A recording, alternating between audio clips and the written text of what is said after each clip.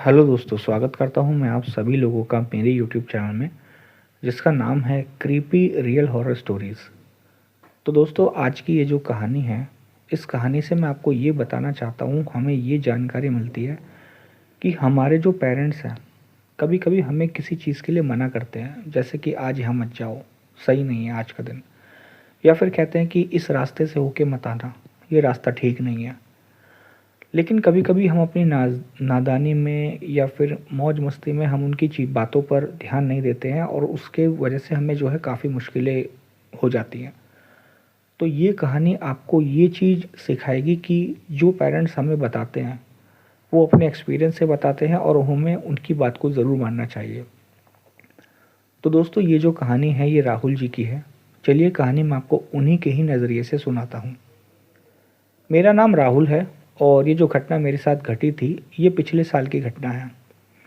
नवंबर की बात है। मैं और मेरे दो दोस्त, हम तीनों अपने एक बहुत ही ख़ास दोस्त की शादी में से जब आ रहे थे, तब की ये घटना थी। दरअसल नवंबर का लास्ट वीक का समय होगा, तो सर्दियां जो है धीरे धीरे आने स्टार्ट हो चुकी थी, और हमें जाना था अपने दोस्त की शादी में, जो कि हमारे घर से लगभग 30 किलोमीटर दूर जो था, वहाँ पे फंक्शन था, शादी थी। और जिस जगह पे वो शादी थी, वो मतलब कोई बड़ा शहर तो नहीं था, वो एक छोटा सा कस्बा था।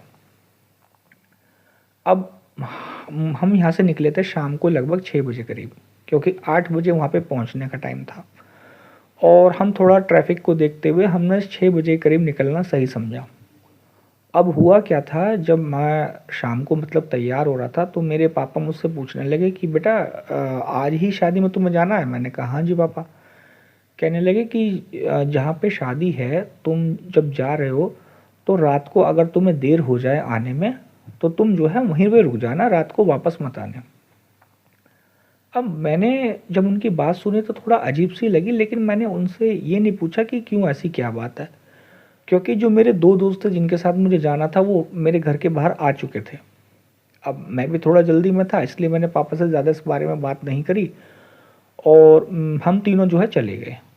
जो दो दोस्त थे वो अपनी एक बाइक पे आए थे, और मैं अपनी एक अलग बाइक लेके जा रहा था। अब हम वहाँ पहुँच गए थे, लगभग 7:45 के करीब शायद हम वहाँ पहुँच चुके थे।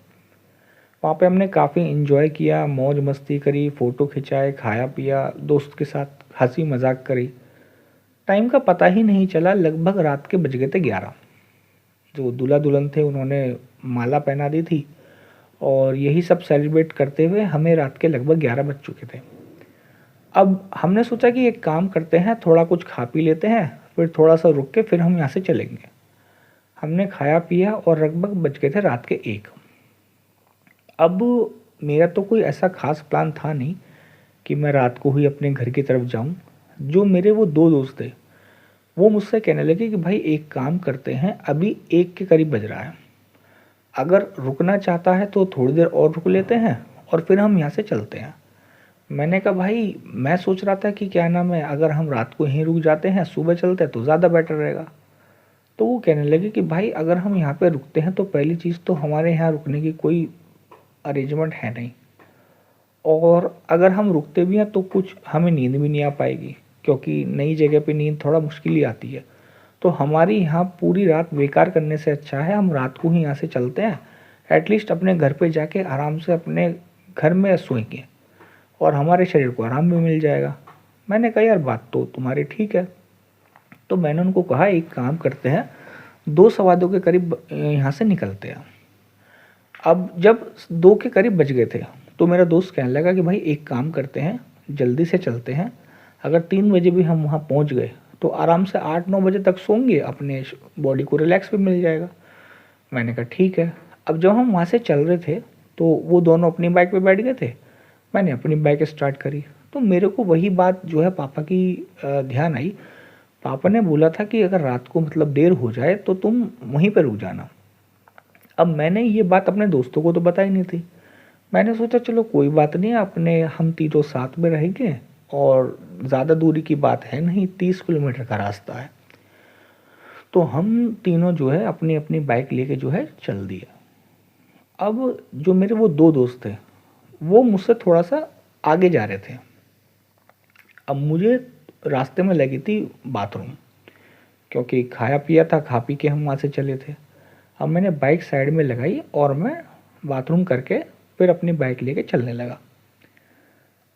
10-15 मिनट हुए होंगे तो मुझे ऐसा लगा जैसे कि मेरी बाइक को कोई खींच रहा है। मुझे अपनी बाइक पे कोई कुछ वजन सा, कुछ भारी भारीपन सा महसूस हुआ कि जैसे कोई मेरी बाइक को जो है खींचने की कोशिश कर रहा है। मुझे ऐसा फील हुआ, जो स्पीड जिस स्पीड से मैं लेके चला था उसकी स्पीड में थोड़ी सी कमी मुझे लग रही थी।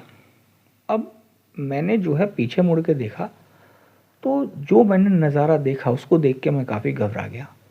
मैंने देखा एक सफ़ेद सी परछाई मेरी बाइक को पकड़े हवा में उड़ रही है। जैसे ही मैंने वो नज़ारा देखा मेरा हाथ एकदम कांप गया, मेरे पूरे शरीर में एक लहर सी दौड़ गई और मैं बाइक को जो है तेज़ी से भगाने लगा। और जो मेरे वो दोनों दोस्त थे वो मुझे आगे कहीं भी दिखाई नहीं दे रहे थे। मुझे लगा कि शायद वो मेरा आगे वेट करेंगे, लेकिन मुझे वो दिखाई नहीं दिए। अब हिम्मत तो मेरी नहीं हो रही थी वापस से पीछे मुड़ के देखने की। मैं बाइक को जो है अपने भगाए चला जा रहा था।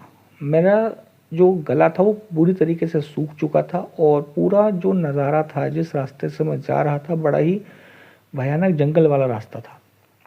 कोई वहाँ पे लाइट नहीं थी, बस मेरी जो बाइक की लाइट की हेडलाइट की जो रोशनी थी उसी से रास्ता जो था वो दिखाई दे रहा था।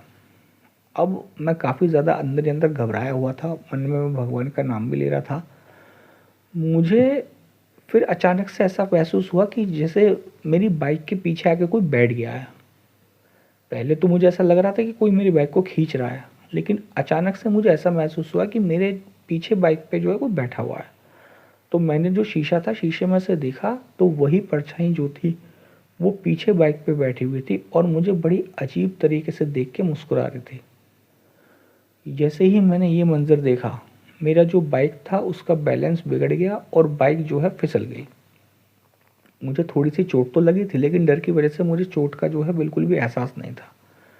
मैंने तुरंत बाइक उठाई, अपने कपड़े झाड़े, मैं फिर से बाइक लेके तेज़ी से जो है दौड़ाने लगा।